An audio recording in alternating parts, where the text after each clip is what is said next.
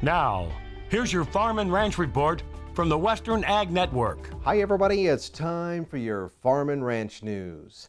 Well, hey, it looks like India on Saturday banned wheat exports in an effort to help protect its own domestic wheat supply. A move, though, that drew sharp criticism from the United States and its fellow G7 member countries.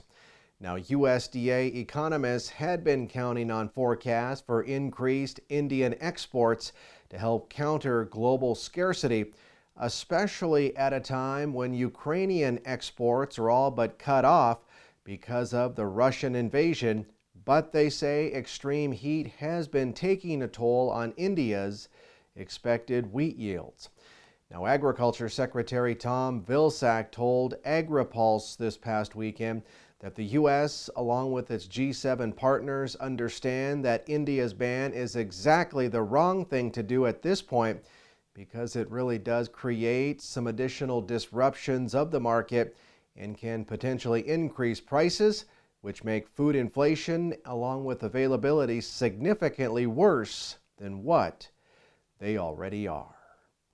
In some other news today, after pushback from the private sector this past week, the Securities Exchange Commission extended the comment period for a proposal requiring publicly traded companies to report contributions to climate change was delayed. Now, the new comment period will end on June 17th.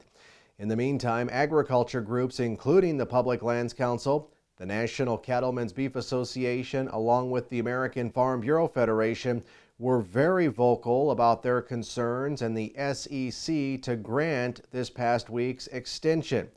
The proposal would require publicly traded companies to disclose actions contributing to climate change, including those emissions generated at various points in the supply chain prior to the finished product. Under this impossibly broad rule, there's a risk, they say, that large companies like McDonald's or even Tyson Foods would have to disclose emissions caused by the routine production of livestock. Stay with us. We'll have more ag news right after this. Yummy! Beef being a nutrient-dense food is a really good option. It's really easy for them to grasp. First it was just ground beef and purees, and now he loves steak. Imagine income for life, saving money on your taxes. And helping troubled children. Yellowstone Boys and Girls Ranch Foundation gift annuities generate lifetime income with payout rates as high as 8.6%. Visit us online at YELLOWSTONEFoundation.org. Well, after a few years of high grasshopper populations, a lot of farmers and ranchers across Western Ag Network country are eager to start spraying this spring. However, University Extension remind producers that vigilant scouting is important during grasshopper outbreaks, as pesticides applied too early or even too late are likely to be ineffective.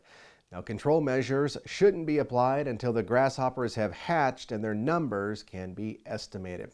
There's various grasshopper control options for producers, but scouting before making any application decisions is critically important.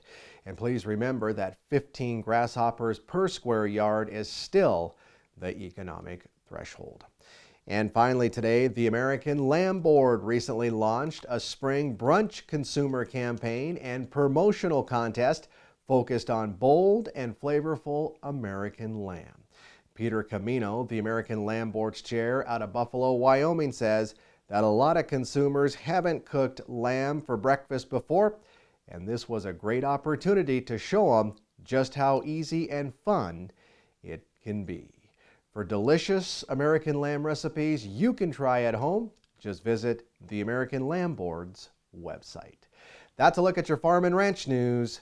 Have a great day.